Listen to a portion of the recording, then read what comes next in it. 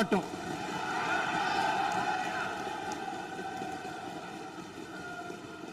ஒவ்வொரு ஊழலா வெளியில வரும் போலே, ஒவ்வொரு வேஷமா கலைஞ்சிரும் போலே, இங்க இருக்கிற நிறைய பேரு நடுங்கி போய் இதுல நம்ம மேல அவதூறு வேற. இப்ப புதுசா ஒரு வெப்பன் ஒண்ணு கொண்டு வந்திருக்காங்க. அது என்ன தெரியுமா? அவங்க தயவால தான் நம்ம ஆட்சி நடக்குதாம். மக்கள் தயவால இந்த ஆட்சி நடந்துகிட்டு இருக்கு. மனசாட்சி உள்ள சக்திகளோட ஆதரவால இந்த ஆட்சி நடந்துகிட்டு இருக்கு. நாங்க தான் அனுப்பி வச்சோம் அப்படின்றாங்களே. அனுப்பி வச்சவங்களுக்கு மினிஸ்ட்ரியில இடம் கொடுத்தா ஏன் கதறீங்க?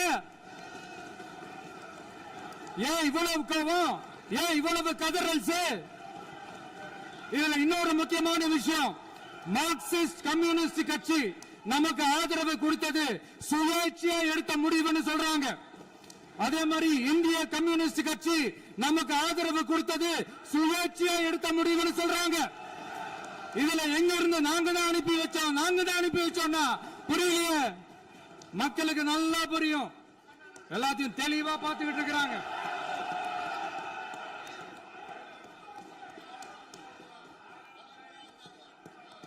முதலமைச்சர் கண்டினியூ பண்ணலாம். மாண்பு முதலமைச்சர்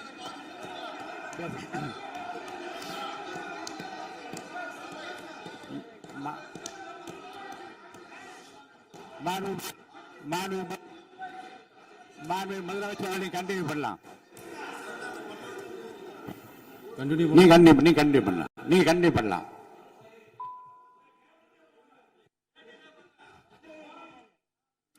இந்த சமூக நீதி அரசுன்னு சொல்றவங்களை பார்த்து கேட்கிறேன், நம்ம பட்டியலின சகோதரர்களுக்கு எத்தனை அமைச்சர் பதவி கொடுத்தீங்கன்னு கொஞ்சம் சொல்ல முடியுமா?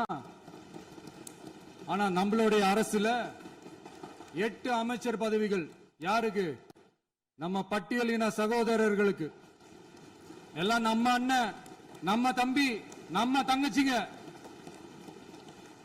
அண்ணல் அம்பேத்கர் அவர்களுடைய கிட்டத்தட்ட 100 ஆண்டு கால கனவு இப்ப நிறைவேறி இருக்கு. நான் ஏன் கொஞ்சம் சவுண்டா பேசுறேன் அப்படின்னா அவங்களுக்கு கேட்கணுன்றதுக்காக, தப்பா எடுத்துக்காது. அதே மாதிரி பெண்களோட பாதுகாவலர் நாங்க தான் அப்படின்னு சொல்லிக்கிறவங்களை கேட்கிறேன், எத்தனை பெண்களுக்கு அமைச்சர் பதவியில இடம் கொடுத்தீங்க கொஞ்சம் சொல்ல முடியுமா? எங்க அரசுல 4 சகோதரிகளுக்கு அமைச்சர் பதவி கொடுத்திருக்கிறோம்.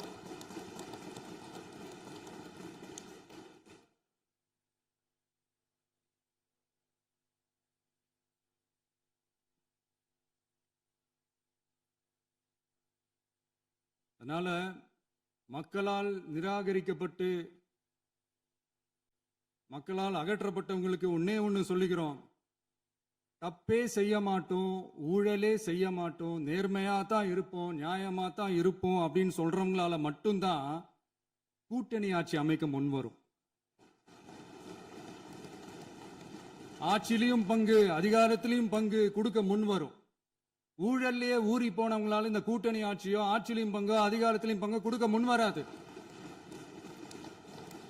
மெஜாரிட்டி இருந்தாலும் தரமாட்டாங்க, மெஜாரிட்டி இல்லைனாலும் தரமாட்டாங்க. கேட்டா ரெடிமேடா ஒரு பதில் ஒண்ணு வச்சிருப்பாங்க, கூட்டணி ஆட்சியை மக்கள் விரும்ப மாட்டாங்கன்னு. அதே மக்கள் தான் இப்ப அவங்கள பார்த்து சிரிக்கிறாங்க. நான் பதவி ஏத்த அன்னைக்கு கொஞ்சம் டைம் அவகாசம் கேட்டேன். எதுக்கு கேட்டேன்? நிதி நிலைமைலாம் கொஞ்சம் மோசமா இருக்குது, அதெல்லாம் கொஞ்சம் சரி செஞ்சுக்கிட்டு படிப்படியா கொஞ்சம் கொஞ்சமா நான் கொடுத்த வாக்குறுதிகள்லாம் செயல்படுத்துவேன், அதுக்காக கொஞ்சம் டைம் அவகாசம் கேட்டேன். நான் ஏதோ வேற எதுக்காகவோ வேற யாருக்காகவோ ஏதோ அவகாசம் கேட்ட மாதிரி. அடுத்து இங்க சபையில இல்லாதவங்களை பத்தி பேச வேண்டாம்னு நினைக்கிறேன்.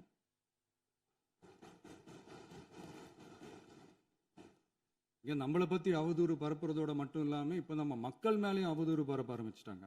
மக்கள் நமக்கு ஓட்டு போட்டது தப்பான், குடும்பமா நமக்கு ஆதரிச்சது தப்பான். இது இப்ப இல்ல, நான் சொல்றது எம்ஜிஆர் அவர்கள் காலத்திலிருந்தே. அப்பவே அவர் ஜெயிச்சப்போ அதே மக்களை தப்பா பேசுறது. மக்கள் என்ன பண்ணிட்டாங்க, எம்ஜிஆர் என்ன பண்ணிட்டாரு, எம்ஜிஆர் என்ன இது பண்ணிட்டாரு. 50 வருஷமா ஒரே டெக்னிக்கா.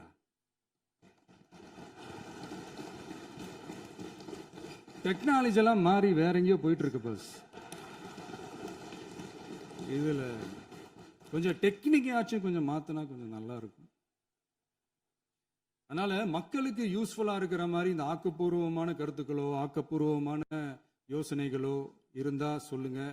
அதை நாங்க டெஃபரெண்டா எடுத்துக்கிறோம். ஆனா அதை விட்டுட்டு இந்த நக்கலு நையாண்டி சம்பந்தம் இல்லாத பேச்சு இதெல்லாம் பேசிட்டு அப்புறம் முதல்வர் பதில் சொல்லல, முதல்வருக்கு பதில் சொல்ல தெரியல அப்படின்னா அப்புறம் என்ன சோஃபா மாடல் ஆட்சியா? அது என்னன்னு புரியறதுக்கே எனக்கு ரொம்ப நாள் ஆச்சு. இந்த sofa set, table chair, teapoy, furniture பிசினஸ்லாம் வேற எங்க வெளியில போய் பண்ண சொல்லுங்க. அப்படி அந்த பிசினஸ் தான் பண்ணணும்னா நிறைய பிசினஸ் பண்ற மாதிரி வெளியில போய் பண்ண சொல்லுங்க, இங்க சட்டசபைக்குள்ள வேணாம்.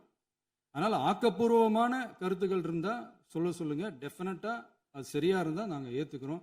எனக்கு ஒரு குட்டி கதை ஒன்று ஞாபகம் வருது, சொல்லாமா? ஒரு ஊர்ல ஒரு பெரியவர் வெயில் ரொம்ப ஜாஸ்தியா இருக்குன்னு சொல்லிட்டு கண்ணுக்கு மேல கை வச்சுக்கிட்டு இப்படி சுத்தி முத்தி தேடிக்கிட்டு இருந்தாராம். அப்ப கூட இருந்த ஒரு சின்ன பையன் என்ன தேடுறீங்க அப்படின்னு கேட்டானா. அதுக்கு அந்த பெரியவர் சொன்னாரா, அது ஒண்ணு இல்ல தம்பி, உங்க அப்பா இங்கதான் இருப்பாருன்னு சொன்னாங்க, அதான் தேடிக்கிட்டு இருக்கேன். எங்க உங்க அப்பாவையா காணோம்?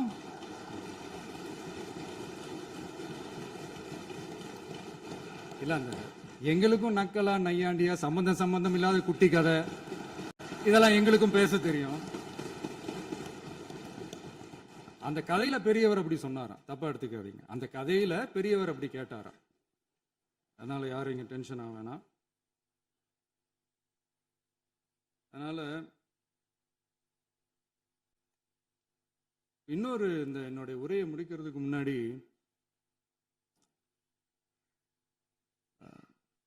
போயிட்டாங்க, பேசலாமா? உங்க கருத்துக்களை நீங்க முழுமையாக மன நிறைவோடு பேசலாம். டிவியில பார்ப்போம். சரி,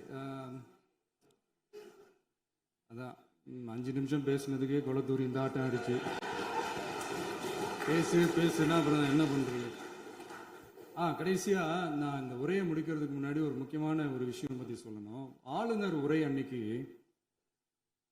இந்த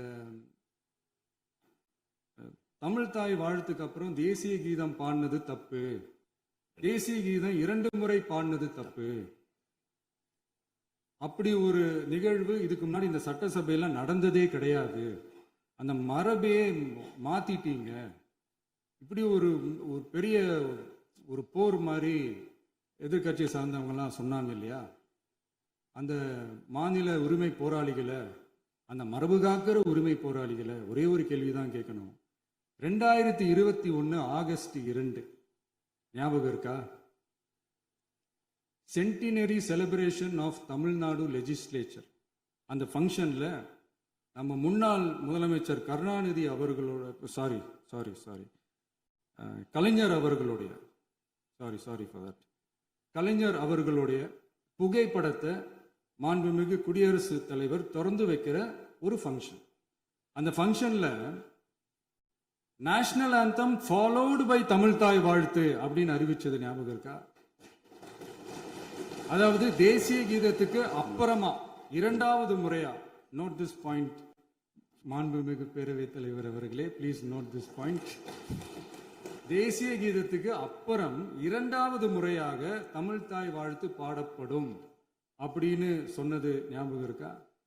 அதுவும் முத்தமிழ் அறிஞர் அப்படின்னு சொல்ற நம்ம கலைஞர் அவர்களுடைய அந்த புகைப்படம் வெளியிட்டு விழாவில் அவர் இருந்த இதே சபையில தமிழ 2வது இடத்துக்கு தள்ளினது யாருன்னு ஞாபகம் இருக்கா? அது மட்டும் இல்ல, அந்த தேசிய கீதத்தை நாட்டுப்பண் நேஷனல் ஆந்தம்னு சொல்லி அதே ஃபங்க்ஷன்ல கடைசியா ஃபங்க்ஷன் முடியும் போது செகண்ட் டைம் தேசிய கீதம் பாடினதும் ஞாபகம் இருக்கா? இதே அவையில் தான், அது அவை குறிப்பிலும் இருக்கிறது, இதே அவையில் தான் நடைபெற்றது. இந்த தக்க நேரத்தில் இந்த ஆதாரங்களை அளித்த மாண்பு முதல்வர்களுக்கு நன்றியை தெரிவித்துக் கொள்கிறேன். டவுட் இருந்தா இந்த புக்கை பார்த்து தெரிஞ்சுக்கலாம். அதனால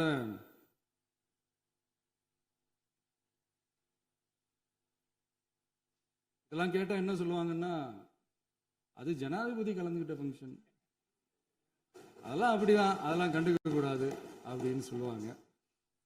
இதே மாதிரி தான் பேசுறது ஒன்று, செய்யறது ஒன்று, செய்யறது ஒன்று, பேசுறது ஒன்று. இதெல்லாம் மக்கள் பார்த்துக்கிட்டு இருக்காங்க. எலெக்ஷனுக்கு முன்னாடி தான் அப்படி செஞ்சுக்கிட்டு இருந்தாங்க. இப்போ எலெக்ஷனுக்கு அப்புறம் அதே தான் செய்கிறாங்க. இந்த விஜயையும் சாமானியர்களின் உண்மையான சமூக நீதி அரசையும் அவமானப்படுத்துறதுக்கு தான் அவங்களோட அந்த பொலிட்டிக்கல் சீனியாரிட்டி அது பயன்படுத்துது போல. சரி, செய்யட்டும் செய்யட்டும். நல்லா டெவில்ஸ் பேசக்கூடாது.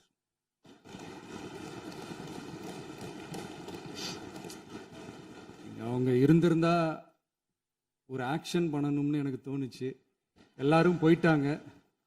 இல்ல பர்மிஷன் பண்ணலாமா? இப்பவும் பண்ணலாம், ஒன்றும் தப்பு இல்லை.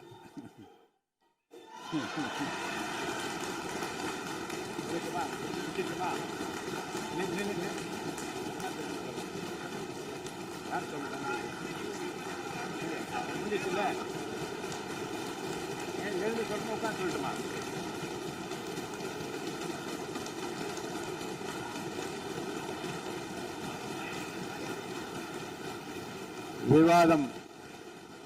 விவாதம் முடிவு